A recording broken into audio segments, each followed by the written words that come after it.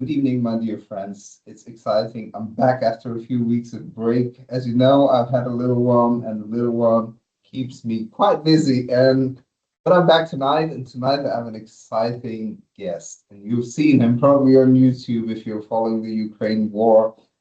He is Stanislav Krapivnik. Am I saying it correctly? First of Yeah, all, yeah, pretty close. that's perfect.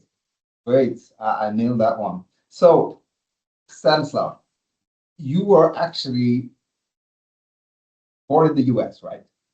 No, no. I was born in Oh, Lugansk.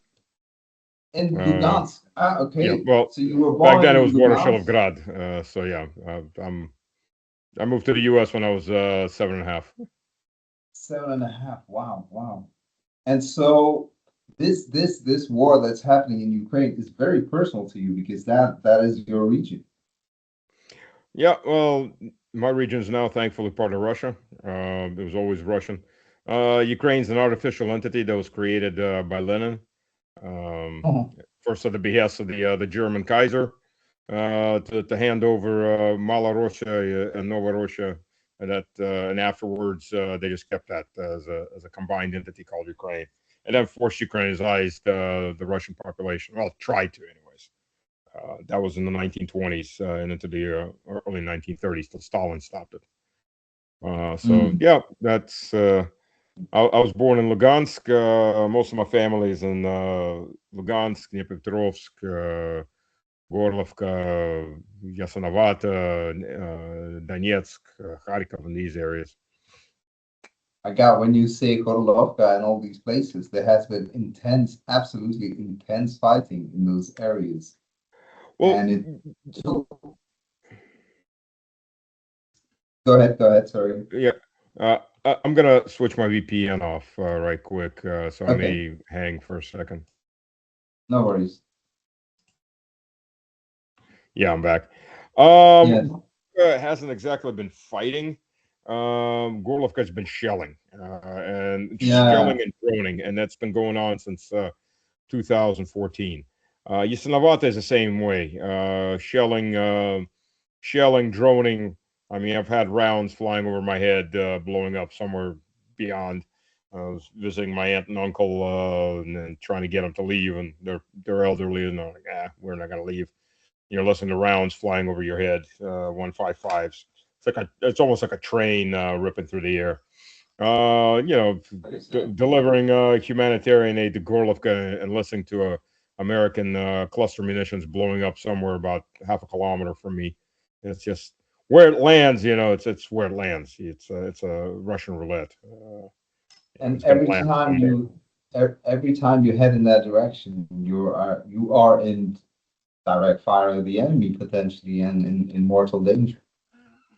Yeah, yeah. It's Yeah, kind we of were sad, like absolutely disgusting. standing in Yeah. my aunt and uncle's yard, and I was there with a friend of mine who's since died in a car crash coming back from making a run from the front lines, delivering stuff, and just fell asleep behind his wheel. But we're standing there, and there was a third guy with us who had never heard artillery before, and he heard that artillery round flying overhead. He's getting paranoid, and I'm like, yeah, don't worry about it. The one that kills you, you'll never hear. It's probably the worst thing I could have said to him. To a civilian that never, yeah, he freaked out. It was it's like, don't You worry, see, if it that's lands that on the Russian house, you're not humor. gonna survive that either. Oh my, Uh, he's yeah, the one that doesn't kill you. That's that Russian Ukrainian humor. Do you consider? well, Okay, it's this the is gonna truth be a though. controversial. It's the It's truth, though. pretty It's much the the truth. truth. Yes, absolutely. It's not even Russian humor. It's No, it's military. It's true. a military fact. I mean, Yes, the one that's got your absolutely. name on it, you're probably never going to hear. So you just say Yeah. hi, Jesus. So yeah, Uh, but I mean that's the reality of it. And my relatives live with that. My aunt's next door neighbor across the street was killed about 8 months ago. Fourth round coming in, her house and yard got hit 3 times, and the fourth one did the job. Killed her while she was sleeping. Elderly woman, and that's the reality that these people have lived with since 2014. for the evil demand of federalization. They wanted the right to elect their governors instead of having oligarch leeches placed over them. They wanted to have a say in where their tax money went. And for that, they got the SBU unleashed terror on them, was murdering the leaders of the different movements, taking them out to the woods, just shooting them, their hands tied behind their backs. And the people rebelled. Different groups. The thing is, there's a lot of veterans that lived there that were veterans of Afghanistan. So people armed up. There were a lot of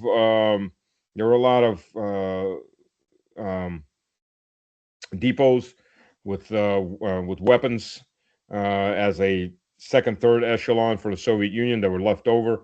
And in 2014, if you looked at what the Polchenia, the rebels were fighting with, I mean, there were a lot of volunteers that came in from the rest of Russia, came running in, a lot of veterans. And they didn't have, Russia doesn't have the gun laws that the U.S. has, so it's much more limited. So they were bringing in their shotguns, hunting rifles. They were pulling out, I mean, they had some AKs, but the majority of the weapons they had were World War II weapons. But they stood with those weapons against tanks in 2014, against armored personnel carriers. They were using the anti-tank rifles that were used in 1941, 42, 43. They're 50 caliber rifles, but they're one-shot rifles. Now they're not really much for against, or not at all effective against a modern tank. But BTR or BMP armored fighting vehicle, they'll punch through it. So yeah, that's what they were fighting with. They just had a reason to fight. They had a reason to fight because they're defending their people, they're defending their land. And again, all they asked for was the right to elect their governors, because Ukraine in its entirety of its history is a kleptocracy, neo-feudal kleptocracy. Oligarchs that are close to whoever's sitting in the chair of power, they get to rule a province. Well, they're not really ruling. Their main job is to harvest the province. They get money out of that province. They keep part of that for themselves, and they pass on the rest to Kiev. It's basically like it's a mafia outfit. You got the big Don sitting in Kiev. You got the sub-Dons sitting in each province. Each of those sub-Dons has a sub-Don, and so on. And they're collecting money, grabbing businesses, doing things like that. They're not investing. They're not building up. They're there to harvest off of whatever the people are doing. It's a neo feudal mafia state. That's all it ever was. And the people rebelled. They got sick and tired of it. They demanded to be able to elect their governors and their politicians. It's a crazy concept, feudalism. The thing that is in the U.S., is in Germany, and so many other countries. And in return, they got terror. Terror backed by the U.S. and by the EU. That's very sad indeed. And well, the Westerners, the reporters, they always paint the Russians as being again highly corrupt. How do you refute that? Because you know exactly what they say. You've seen all the media. They'll say he's a corrupt gangster. He's a Putin. Is a mafia guy. He's just puppets of the oligarchs. I personally don't believe that. But you live in Russia, so you can tell me more. Is there truth to that? Well, is there corruption in Russia? Of course there's corruption in Russia. Show me a country there isn't. Well, let's look at the EU, where the queen of the EU, the unelected top, I don't know what to call her. Ursula. Ursula herself, who stole $1 billion in kickbacks off of vaccines that she ordered. Yeah, from Pfizer. Yeah, but let's not forget. Well, you want to talk about corruption? Just look at that. Let's start with the head of the EU. That's one of the most corrupt human beings alive. All this money that Zelensky and the rest of his people are raking in, they're getting the small end of that deal. They're raking in their portion. The majority of that money goes back to Ursula. It goes back to Kaya Kallas. It goes back to every one of that scum that steals from their own people and gives to Zelensky to get kickbacks back from them. They don't go down to see Zelensky for their own health. They go down because they're making money. And same thing with the Americans. Every woman screaming over her dead child for Lindsey Graham is a cha-ching. It's money in the bank, baby. That's everything that is to these Western politicians. Today they're sacrificing Ukrainians and Russians to make their money. Tomorrow they'll sacrifice you. Okay? They don't give a damn. Okay? It's all meat as far as they're concerned. Let's look at reality. The Epstein class is what rules the West, with very few exceptions. Very few. And there are really about 3 exceptions at the moment, and maybe 3.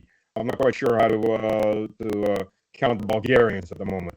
But they are the only exceptions is Fitzo and Babic.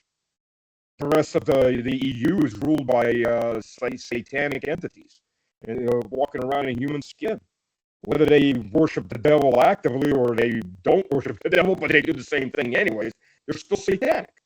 I mean, look, Trump's guys are getting ready or trying to create another Epstein Island over in Albania. But I mean, Epstein wasn't the only one. But one thing, he was obviously a man that had his fingers in a lot of things. But as far as being a provider of meat to these people, if you could call them people, I doubt he's the only one. He's probably one of a group. Just because one guy's gone doesn't mean that the demand disappeared. These people rule the West. While Trump was attacking the pontiff, while Trump was putting up pictures of him as Jesus, what everyone missed, because it's, hey, look at the birdie, what everybody missed was Tom Blanchet, who's now head of justice in the U.S., who said in an interview, it's closed. To us, Epstein is closed. We gave up all the files, which is a lie. They redacted all the names of the guilty parties, too, of the files they did give. And they said, we don't see any criminal activity. If even 10% of what those witnesses stated is true, all those people need to be burned on a bonfire. If only 10%. Barbecue season, folk. I mean, these people are absolute evil. Absolute evil. Yeah, and this is the ruling class. These are the people talking about other people being corrupt. These I guess they're human beings. I have my doubts. And so what can you say? This is what rules the West. And that, by the way, what rules the West will sacrifice the West, its own people. I mean, they eat the children of their own people, basically. They rape them, they murder them. Why wouldn't they sacrifice them to make more money? Of course they will. Yeah. What's happened in Ukraine will happen in all of Europe. It's really tragic because, I'll respond to the first one you said because, it's just good business when it comes to Kiev and everything that happens there. And, I go to a church nearby in Antwerp. Mm-hmm. I happened to meet a Ukrainian yesterday from Kiev. Again, tragic situation, spoke to her. She said the same thing. It's like, it's just good business. Everything that's happening right now, folks. And there's a lot of entities, a lot of interests that are totally involved in the fact that there's a lot of money being made in siphoning off in contracts, in weapons contracts, ammunition, arms, everything that you could think of. And then the Epstein thing doesn't go away because of the fact that there are so many in there. And I don't even know they would know how to prosecute that thing because it's such a wide net of people, and that would indeed put our, but I think the truth of and the breadth that I've seen is so wide that if everybody was, if it's as if you say, if 10% of it got out, I think they would be indeed, mobbed to eternal damnation just by the people around them, which is why they made this disappear, and I can see why. The left especially, and I see that in Belgium, and I see that in it's a cult of death. It's a cult of it's a cult that is indeed satanic. I'm a Christian. I don't miss church unless I'm sick and almost cannot move. But yeah, it's truth. And it's so strange. I will maybe at this time I tell you a story. For when I was 16 years old, This is the first time I came from Mumbai with my mom and my younger brother. We landed in Amsterdam. This is on, I think, the 21st of October in 2000. And I landed in the Netherlands. It was a 747 that flew us from Mumbai to Amsterdam.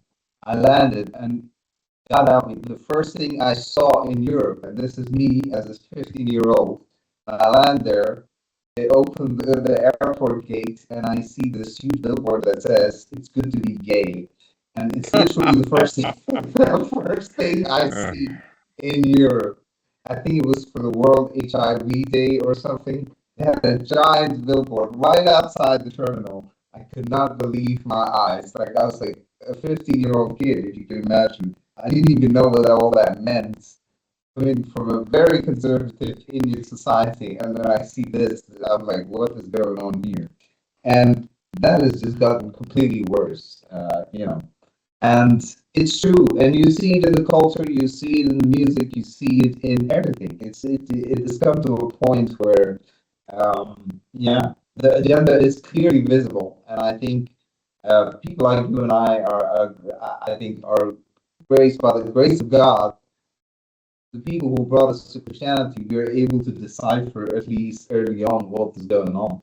It seems to me there are a lot of people just following like blind sheep everything that happens in Europe. Do you get the same impression? I guess Russia is different, right? I mean, yeah, Russia is not in the middle of a mass formation of psychosis the way Europe is. Look, just the simple fact, oh, Russia wants to invade Europe. Well, let's begin with geography. Russia owns 42% of Europe, the best 42. The ones with the richest soil, the best resources, the most countryside, open areas, which, by the way, Europeans have been invading us since 1000. Those non-Russian Europeans have been invading us since 1012 AD. The big first pan-European invasion. So for over 1,000 years, but it's we who want to invade them. Why? The next question is, why would we want to invade, quote, Europe? Because we want degenerate cultures with second world and collapsing economies, deindustrialized, de-energized, collapsing cities that are sewage pits. I mean, come on, I've been all over Europe, but I've watched it from the 90s on, just getting worse and worse every time you fly in. It's like, Milan in 2016 looked like Moscow in 1993, 1995. You know, it was only getting worse. That's the richest industrial city in Italy. It's worse. Why would we want to go in there? To have to have to take care of a gigantic mass of immigrants who cannot read and write because they're just brought in with no skill sets, or have an army of retirees we have to take care of. We don't want to take care of it. We don't want any of that. If you want to go look at some old castles, you buy a ticket, you fly in, you eat some cheese, you drink some wine, you go look at the castle, you go, oh, that's nice. You clean your shoes off the shite you just stepped in because it's all over the streets, and you fly home. The area we're fighting in is our historic homeland, where Russians are being persecuted as not even second-class citizens. They're being treated as subhumans. Yeah, well, we tried for peace. That was called Minsk 1 and Minsk 2. And anybody who has any doubt only has to go see Miracles and the Hollandaise interviews from late 2022 or mid 2022, where they were boasting about how they fooled Putin and his whole drive was not to make peace in Ukraine, but to buy them time to train up for a big war with Russia. They flat out say that through their own media. I mean, I understand why the media decided, we're not going to keep repeating that because it doesn't look too good. Because they were all expecting Russia to collapse by within 2022, but it didn't. So now they're just trying to backtrack out of it, but the internet never forgets. So what are you going to do with this? We don't want you. I mean, I have friends in Ireland who were telling me they're Irish are convinced we're going to swim across the friggin' channel, take the English, and then swim across the next the Irish Sea to get at Ireland. Why? Why would we need to do that? I mean, just a stupid, simple question. Why? Again, so we can have a destroyed economy on our hands that we have to rebuild. I mean, sure, many Europeans may want us to do that, to fix them up, and we're not going to do that. Sorry. We don't need to. We don't want to. We're not going to spend our blood and our money on it. Now, if Europe decides to really wants war, it's going to, and I'm talking the non-Russian Europe, the other non-Russian, non-Belarusian Europe. If they decide they want war, they'll get war, but it's not going to, they better be careful what they wish for. In World War One, the driving force in Russia, the two driving forces was Orthodoxy, Pan-Orthodoxy, and Pan-Slavicism. In World War II, it was the Brotherhood of the Working People. World War III is going to be driven by realpolitik. There's not going to be any delusions about they're our friends. They're just led by bad people. The 2022-23 mass psychosis of Russian Russophobic. It's not even Russophobic. It's pure Russian hatred that the whole West was just swimming in an orgy of. That took the glasses off of a lot of people in Russia. They got to see what. I'm not saying everybody in the EU is like that. Far from it. There's a lot of normal people, but the majority are. I mean, look. Just look, for example, in Germany. Germany, the AfD has about 32% of the popularity, and not all the AfD is pro having good relations with Russia. There's some pro Ukrainian Nazis in the AfD too. Let's not be delusional.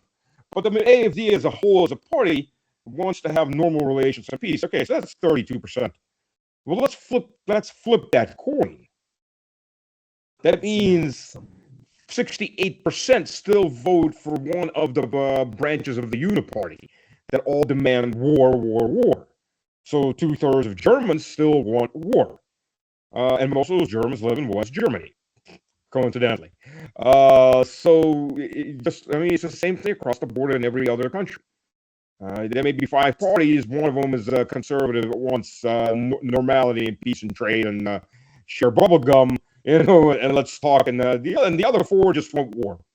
The Greens are the worst of all of them. They're the biggest warmongering psychopaths of anybody across the board. There's no Green Party in Europe that's not a psychopathic party of warmongering sociopaths. The British are Green Parties, and makes the Germans look pacifists. Yeah, so but that's what we're faced. Some days I really think like the Brits, the only thing that's sort of kept them from being hit till this point is basically the fact that they're still in NATO and the fact that they have some little nukes or something. But those are American. Some days I really think they might just catch one of these days, like the Russian, heading down. What's I saving? Really think it's just a matter of what's saving them is the fact we're Russians. Because believe you me, if we were like these Central Western Europeans, if we are from Europe, but we're not Europeans. We're our own civilization. If we were anything like these Westerners, we would exterminate everybody a long time ago. There's a good Russian saying: the Germans owe us, not for what they did in Russia during World War II, but for what we didn't do to them when we conquered them. Because if we'd exterminated every single German that walked in Germany, nobody would have said a word. They probably would have said, finally, done. Instead, we turned around soup kitchens and we fed them. And we rebuilt them. And the Poles, by the way, they're about a third of the Poles are very normal people. But the ones that are brainwashed, so they hear. In 1946, Stalin sent 120,000 head of cattle to Poland. This is while the Soviet Union was still starving. After everything the Germans did, it was still rebuilding. He sent 120,000 head of cattle to Poland. Poland, which, by the way, was liberated by the blood of about 400,000 dead Soviet soldiers. 400,000 Soviet soldiers fell liberating Poland. Something that they don't particularly want to remember now they're taking down monuments left and right. Otherwise, there wouldn't be a Poland by now. We could have just left them. We could have made peace with Hitler at that point and just left Poland in his hands. And the people that be drinking Bavarian beer in Poland sure as hell wouldn't be Poles. There wouldn't be any Poles left. There'd be lots of Lebensraum for the Germans. They forget that. They really all forget that. Well, I really find especially a lot of people in the West have forgotten what it was to have the whole continent in a war not that long ago, 70 years ago, especially in France, Germany, like you said. It seems to me that they have some sort of dementia, they have Oh yeah. forgotten the spirit. It's like, they forget that the whole world, from Canada, Britain, okay, I'm not talking about the allies, right? So from 2.5 million volunteer Indians had to fight with the British Indian Army in France, in Italy, to help save Europe from the Nazis, right? And the Russians took the brunt of the fighting, fought all the way from Moscow down to Berlin, right? And people say like, "Oh, we won the war."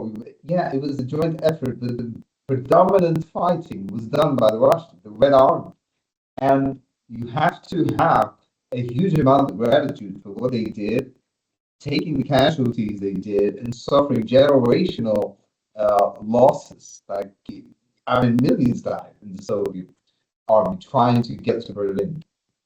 This does not mean that Indians didn't fight. This does not mean that Americans didn't fight. It's so strange that you now have an entire European entity. And I said this in one of my videos. It's like, okay, I understand if you want to support Ukraine. Fine. You say, I want to support them. Okay. But at the very least, we could do is to say, you know what? I don't want to see any more Nazi fascists. How about this? I give you 90 billion. You want to. How about I don't see any of those things that we fought about 70 years ago? Right? Give them some And even now, sandpaper so they can take the tattoos off their skin too. exactly. I mean, I don't get that point either. It's like, okay, you want to give the money, fine. It's your prerogative. You want to have an ally, so-called ally, fine. But at the very least, if you are doing 90 billion every 2 months or 3 months, like Mr. Cokehead over there wants, and then yeah, the very least you can say, because if I were to go out into Brussels or Antwerp tonight and say, you know what, I have a Nazi flag, they will put me in prison. They will find me, and they will do everything necessary to make sure that I go to prison or pay the fine or do whatever. It's illegal. So I don't understand how they tolerate even these things. I understand that they want to give the money. There are a lot of people brainwashed in Europe, so it's quite difficult to, I guess, for the normal parties to a very to toe a very hard line when it comes to Ukraine. And it's in the complacency, it's in the weakness in the response where the bureaucracy just continues. I feel like mostly like in Belgium we have a coalition. Usually it's the majority, yeah, but our prime minister, he's one of the more sensible ones from Europe. He will say no, we shouldn't take the Russian money. We shouldn't take it from the central bank. Okay, that's a good idea. Now follow that through. We shouldn't be sponsoring the war, but he won't go that far. You see, and it's very difficult, and it's really terrible because you have such a lazy media in Europe. It's absolutely astonishing. At least in the Americans, if they hate a particular party, like they hate Republicans for sure. So there's a lot of Democrat bias. They will constantly go after Trump and everything. That's fine. It's okay. I don't mind that they do the tough part that is a fake news that bothers me. But the amount in Europe, it's really spineless media. I find at this point. Do you agree with that? Here's the thing. First of all, particularly in West Germany, they were never denazified. They had Nazi symbols removed and banned, but the ideology never left. How could it when the West turned around, the Western Allies, and put Nazis? Sure, they were second rank, third rank. The first rank all got tried, they got hung, but the second rank, the third rank Nazis, the Gestapo people, the SS, they all got put in power. Hey, tell me again how you denazified somebody by putting them in power. I'm not even talking about the ones, Operation Paperclip. I'm talking about the ones that went right back into running West Germany. So Germany, there's a reason that AfD is primarily East German, because the East Germans were denazified, and they have stayed denazified. And West Germans have never been denazified. Look, human nature is, unfortunately, is to hate somebody else. We have less. The entire human race has much less genetic divergence than one large population of chimpanzees. That's the reality of it. But our primary differences, you see them on skin color, eye color, hair color, facial features. Well, the chimps, they all kind of look the same, but internally they've got a big difference. And we focus on okay, they don't look like us. That's and unfortunately that is human nature. It's much easier to motivate people by hatred than by love. I mean, that's the reality of it. That's the unfortunate reality of human nature. So you got all these people that really want to hate somebody, but they're not allowed to hate anybody. Because the government's saying, oh, no, you can't hate anybody. But they kind of want to hate. Well, they hate somebody. And all of a sudden, in 22, they're told, you can finally hate someone. Hate the Russians. And oh, what relief psychologically. I can finally just vent all my frustrations, and I can hate someone. That's part of that mass psychosis that gets formed. The unfortunate part, the only way you really break a mass psychosis is by crushing it with war. That's what happened in Germany. You look at these, some of the biggest anti-Nazi advocates. They were all Hitler-Jungen. They were all Hitler-Jungen. And when the Hitler Reich was destroyed, when National Socialism was crushed, when they couldn't say, well, we could have won, maybe we could have won, like the Germans ever say in 1918, when not a single Allied soldier ever stepped on German imperial soil. They couldn't say that. The last German army was burning south of Berlin. Berlin fallen. Hitler had put a bullet in his head. Yeah, you're pretty much know you're done. You're very, very done at that point. So that just crushed the psychosis. It totally crushed it because it showed, at least for that generation, those 2 generations or 3 generations that were alive at that point, it showed them that no, National Socialism was dead, and we so-called subhumans just put our boot down on top of you. So that's the end of that. And again, if you look at, as an example, sorry, the Battle of Berlin. The first day of the Battle of Berlin, the territories, a portion of Berlin that were taken by the Red Army. What did the Red Army do? They turned around soup kitchens. They could have started mass extermination of the population. They could have just left them there to starve. They turned around soup kitchens. There are still rounds, while these people's neighbors or cousins just across from the contact line are still running errands and bringing ammunition to their soldiers fighting. And when they say, oh, the Russian army raped everybody, well, okay. Yeah, rape was punishable by summary execution. One of my grandfathers, a prime example, was a captain in the Army Corps, taken Berlin. He summarily executed a lieutenant that he caught raping a German woman. When Hitler flooded the subways, because they figured out, Soviet soldiers were moving through the subways between stations. So they opened up the sluice and flooded the subways. There were 100,000 plus civilians underneath there. There were a lot of areas where at the subway stations entries, the fighting stopped. The German soldiers threw themselves into the water to get civilians out. The Soviet soldiers threw themselves into the water to get civilians out. That's the difference between us and Europeans, if we're going to talk realistically. If we were anything like the Europeans, we would have exterminated Europe so many times over for the past 1,000-year invasions. And we could have.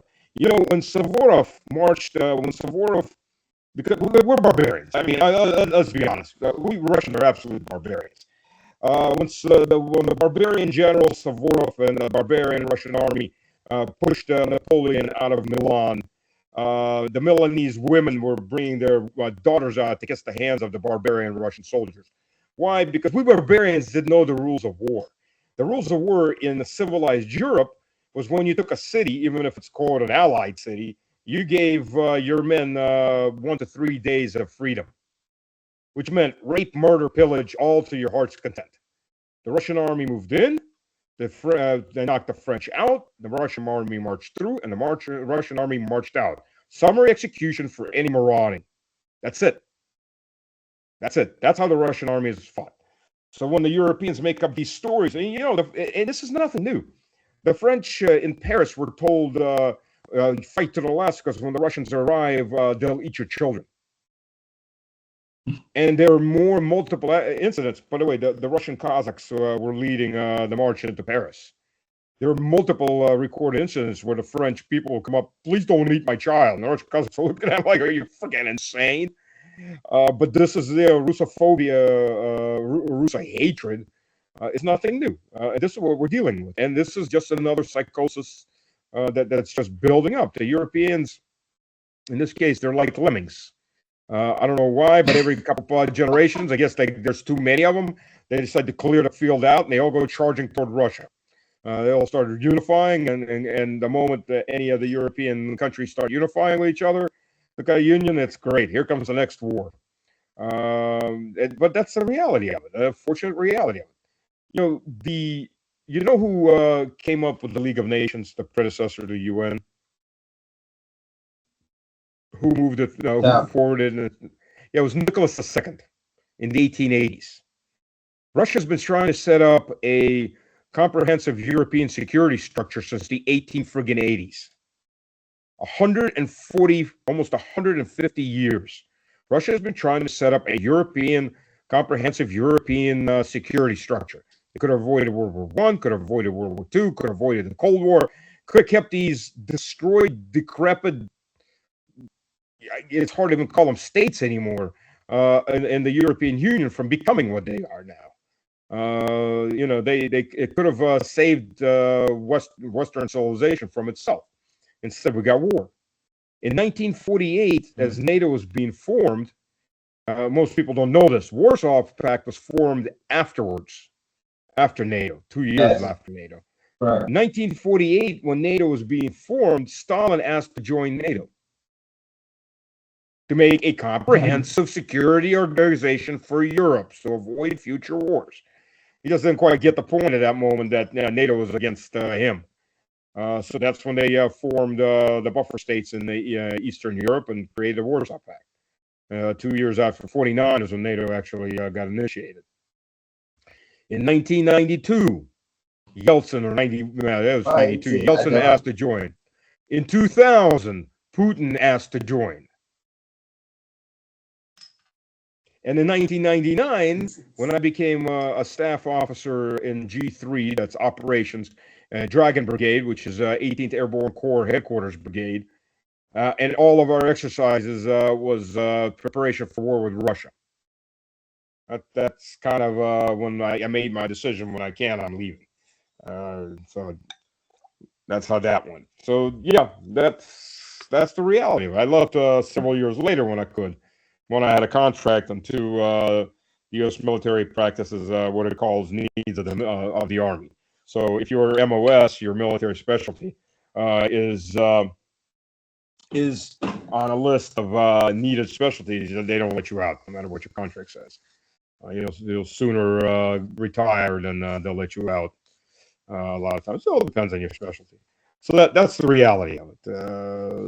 For 140 years plus, Russia has been trying to set up a permanent peace in Europe. Failed. I mean, miserably failed, obviously. 2 world wars, Cold War, and possibly soon a 3rd World War. But that's the reality of it. It's incredible that, and that's where I have to praise the diplomatic corps of Russia. I really, when I look at the stage, when I look at leaders, I don't mind Trump because he's a bit of a strong man. He speaks his mind. I appreciate that. He's a lot more conservative than the previous ones, and he's ending some terrible things in the United States. But I really have to appreciate dragons like Mr. Lavrov, Putin, Peskov, and all these different people who are just, first of all, very articulate. They are very good at communicating very directly and telling them. And I don't get the politeness of it. I really don't understand it. The other day, they were so well said. There's going to be a nice strike on Kiev. Maybe you should consider leaving. It was so diplomatic. I said, guys, these are the nicest people to go to war with. I mean, and some days I think, there's a line to it. I feel like every time some sort of a red line is, because I know Ukraine has pushed a lot of red lines, right? So they have used UK weapons on Russian soil. And I know that the Russians, are not going to start World War III because just an ammo dump got destroyed by a storm shadow. I know that the Russians are thick-skinned enough to roll with the punches that come along in this very high intense warfare, right? And and I think there is a line to that. But do you see that Europeans are just buffoons, or do you find somebody still out here who's showing a bit of diplomatic skill when it comes to negotiations? Well, the main guy that was trying to push for peace, they just removed from power. So, that was Yeah, Orban. it's terrible. Orban. I mean, it That's doesn't because, have to be said. yeah, well, it's not because Yeah. Orban was so loved Russia. Orban just so loved No. Hungary. He said, we've gone down this road twice. We don't want to go down this road a third time. Look, first of all, if you ask the average Russian on the street, they'll probably ask you, why is Kiev still standing? Why is Paris still standing? Why is London still standing? I'll tell you the truth, as somebody that understands the West from the inside out, particularly Americans. I said from the beginning, when the first Slovak tanks were given out, why was Slovakia, this is prior to Fico, of course, why was Slovakia the one that gave the first tanks to Ukraine? It's very simple. Because the West was putting out a sacrificial lamb. If Russia had slammed Slovakia with missiles at that point, the West would have backed the hell off. So, we're NATO isn't going to do that. That's those idiot Slovaks over there. We told them not to do it. They did it anyway. But they didn't. Russia didn't want to expand the war, and every nation projects its own values onto other people. Russia didn't want to expand the war. They were afraid that if they slammed the Slovaks, they'd expand the war. They didn't want to have a war. The problem is and they want to make gesture of goodwill. The problem is they absolutely misread the people they're dealing with. And they did the exact opposite of what needed to be done. And I've said that. I've said that on Russian media, I don't know how many times. They should have slammed Slovakia hard that very moment. This would have ended at that moment. But instead, everybody looked and went, oh, they didn't. Okay, and the gates of hell opened up, and everything starts flooding in. Step by step, when we're now looking at possible nuclear war. Just so people understand, because a lot of people in Europe really don't understand how close we are to a nuclear exchange right now. I'm going to spell it out, and I've spelled it out many times. I'm going to spell it out very, very simply. Europe's drive is to make enough drones to overpower the Russian anti-aircraft system, and they can. If they continue at the rate they're going, they probably can. And probably within the next 2 months, maybe 3 months. Okay, what does that mean? If Russia can't, Russia right now is intercepting 95, 96%. Something always gets through if you just mass enough.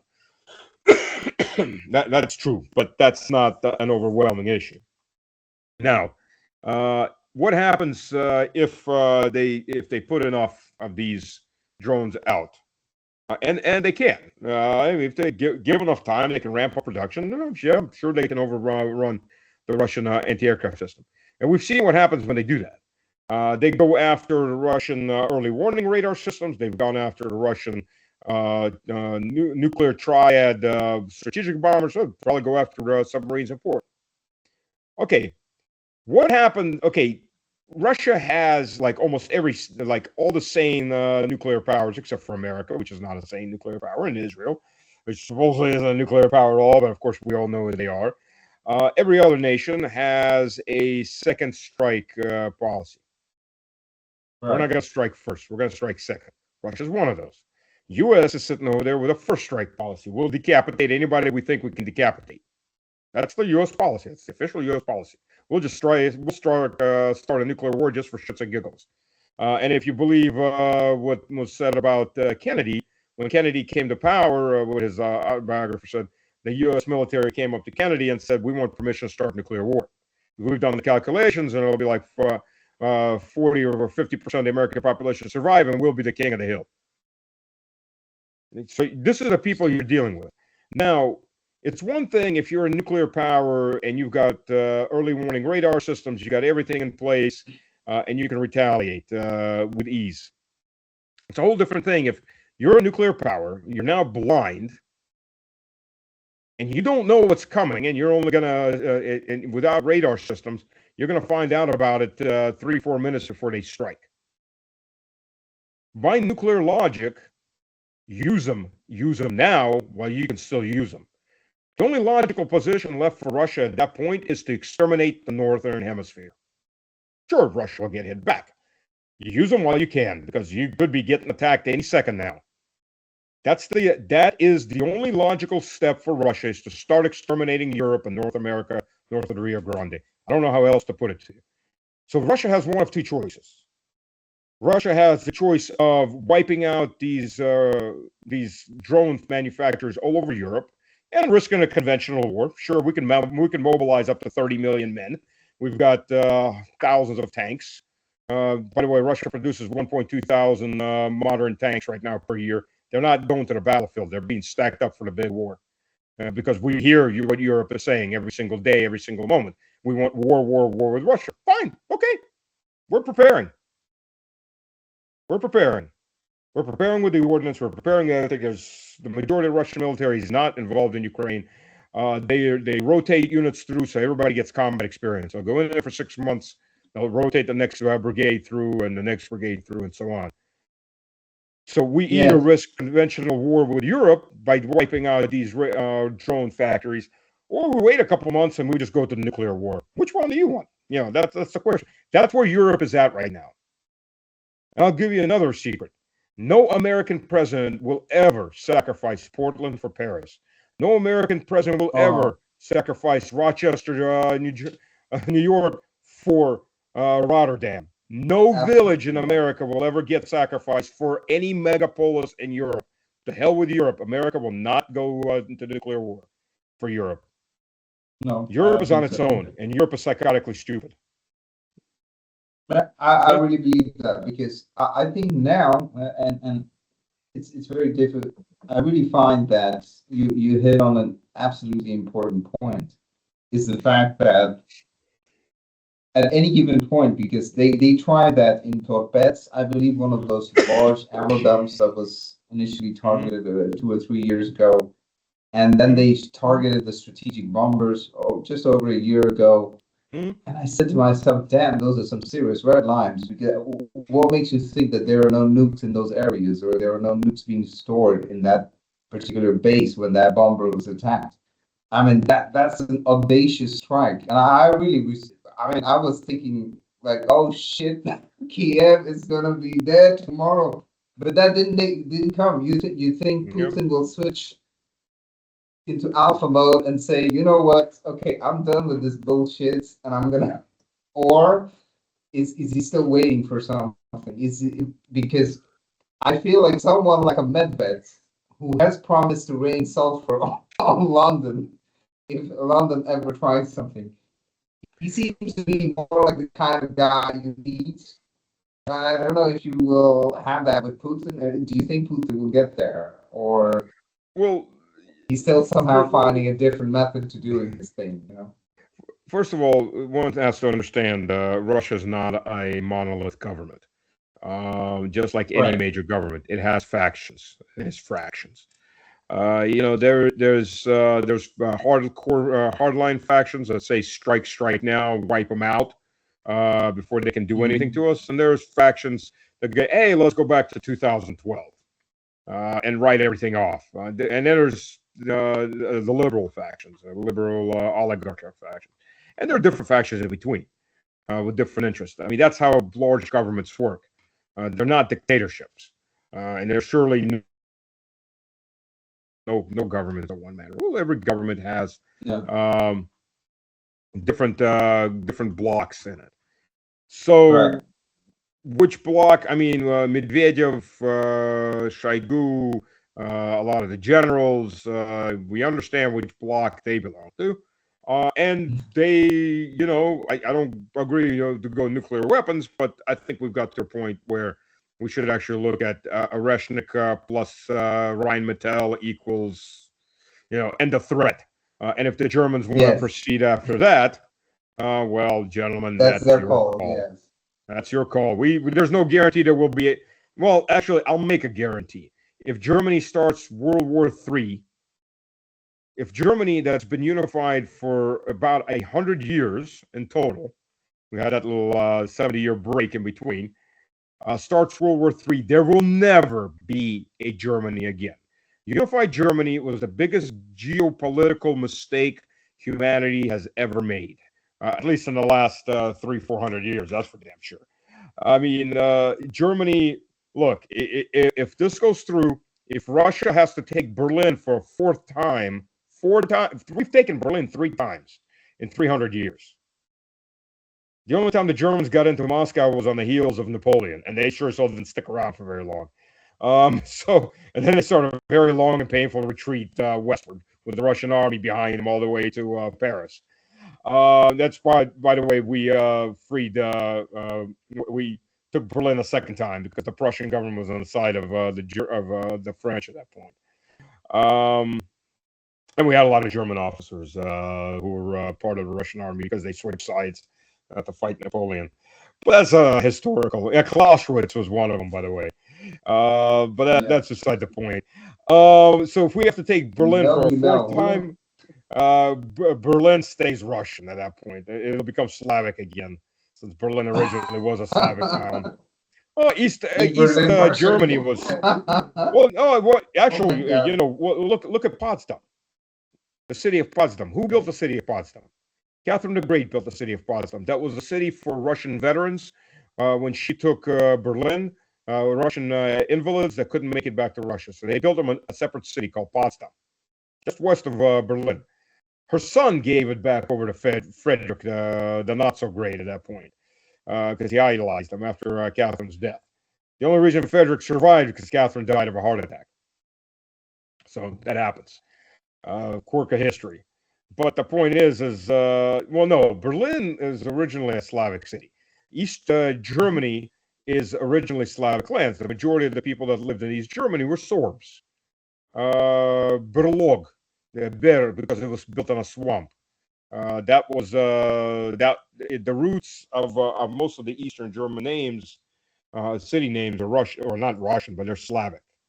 They had the Veniks lived in the north along the coast, and they were doing the Viking thing also. And the Sorbs lived to the south in East Prussia and West Prussia. And there's still Sorbs there. They're just a very small minority. They've been Germanized. But yeah, the German Dracht nach Ost started from today's West Germany and moved into East Germany and was steadily and moved east. So yeah, those areas are Slavic. Originally, they're all Slavic. So if the Germans want to play World War III, and it doesn't go nuclear, there will never be a Germany again. That's it. I mean, 3 strikes and you're out at that point. So I just hope they understand that. I don't know if they do. I don't know if they are capable of comprehending that. Unfortunately, the Germans have a very bad tendency. Once they get a Führer in, they will follow that Führer off of any cliff. The moment he's dead, they all start to suddenly think for themselves. But until then, the majority of Germans will. When did the Germans start surrendering in Berlin? When the Führer is tot. That got around. Oh, okay, he's dead. I can surrender now. Until then, oh no, I'll fight. Never mind. I mean, Berlin's the only thing we have left. Our last big army is burning to the south of Berlin, but we'll fight anyways because the Führer is still alive. I mean that's unfortunate. The Germans have this bad tendency of doing that. At least the West Germans do. That's for sure. Prefer not to have that. I'm part German myself, so I'll tell you that. I'm a quarter German. My grandfather. He's part German, people. He's part German. Do you understand? This man spoke freely, so he's part German too. He speaks with emotion. Don't go after him. My grandfather was a German, and my grandfather fought in the Red Army as an officer through the end. He was yeah. So the bottom line, my European friends, if you're paying attention to Stanislav over here, is that we all have fought over this area a long time ago, and we don't need a history lesson again. And I think we can get along so well because let's be real, Russia has everything: diamonds, gas, that cheap gas that I like. Every time I go to the tank station today, it's over €2. It hurts the wallet. It hurts common people. We do not have sensibility anymore in Europe, and I think we need to bring that back. We need to have more conversations with our Russian brothers, wherever they are. There is no European security without Russian security, and this is a fundamental thing. If anybody worth of their salt, like they call it, a geopolitical analyst worth of their salt, will acknowledge that there is no European security without Russian security. So I think we need to address that fundamental. Have if you're voting out there in European Union, you best be finding out, asking the candidates who are the people and why do you hate Russia? Because that's the first thing. You're not going to have taxes to pay and social security and everything if you're all in a war. And I think the last thing we need is a war with Russia. What we need is more trade, more free trade, more freedom of travel, just like we have in Europe. Do you agree with that, Stanislav? Do you think that's the way forward? That's the only Yeah, way. I don't see it. we're going to take back our historical lands. Kiev was our third capital. We're going to take those lands back. That it's the end of this. This whole creation was Soviet creation. After that, Western Ukraine, the rest, we don't give a damn what happened. Well, we do because there's Nazis there. If the Poles want to take it, by all means. If the Romanians want to take their chunk, historical chunk, the Slovaks and the Hungarians, the Moldovans, by all means. Oh my God. We don't care. I mean, realistically speaking, straight from and then you can all deal with the Nazis you helped create. That's the way we're looking at it. I'm sure the Poles will deal with them very efficiently. And this is gonna hurt some feelings. This is a Russian from Lugansk, right? This is a Russian from Novorossiya, people. These are the facts of the ground. For the cokehead who's in and after that, if you don't want to, oh, sorry, go ahead. Get a little delay. For the cokehead who's in Kiev, if he does not understand that the fundamentals of the battle lines are already there, 20% is lost. To win that back would take a generation of soldiers, and it's not possible because the Russian army is too wound up, tightly ground in, and ready to just, pummel you to bits. And it makes no sense. I think the only way forward is to give up those lands in Donbas. But that's me. I've been following this war, bloody drone footage after drone footage for over 4 years. Okay, so you can't tell me shit about. Okay, does he even know anything about the war? Yes, I haven't been there, but I live it through every video that comes from the Russian and the Ukrainian channel. So it's a tragic war that's going on. And Stanislav, you've been fantastic. I really thank you for your time. You did this today, so I must appreciate your time. I will edit this podcast.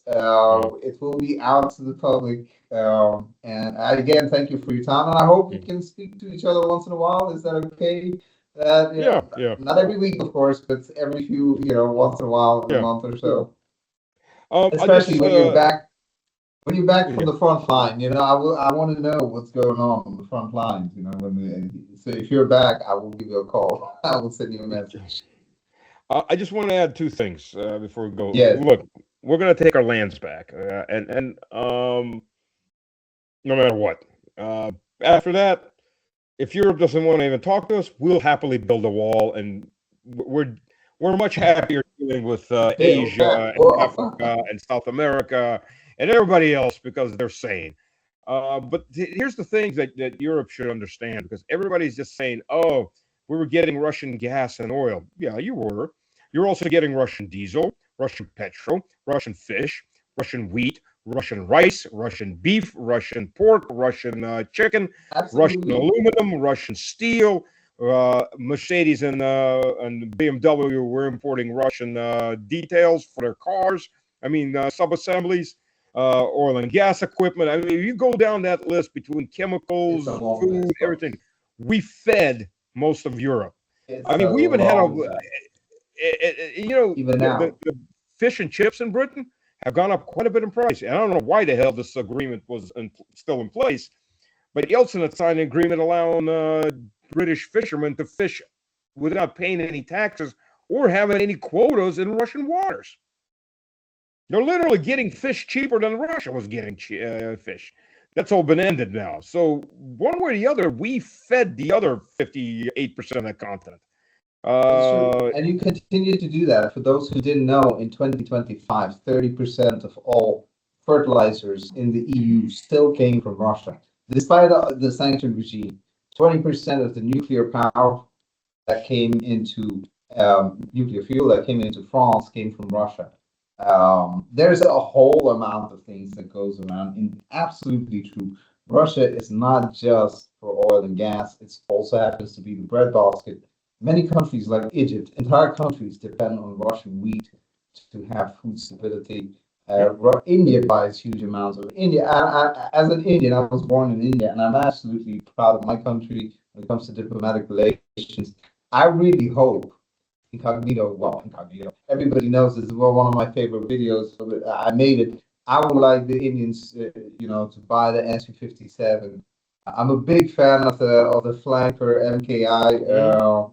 I love it, and I think because we manufacture it locally at home. It's an absolutely I once happened to see the flanker, the Su-35 at Le Bourget in Paris in 2013. Blew my mind. One of the best things I've ever seen as a fighter jet. It does ballet in the sky. It was a performance. And it's better than the stealth F-35, because once you take the stealth away, and the radar systems pick up, the Russian radar systems pick up the stealth anyways. Once you take the stealth away, that flying toaster doesn't have a lot going for it. Yes. And when you look at the Russian, especially Air Force, the amount of experience they've been getting, especially in beyond visual range combat, killing Ukrainian flankers at over 170 kilometers, huge long range combat going on. There's a lot of stuff that we don't hear about. I'm pretty sure there's a lot of stuff that goes on.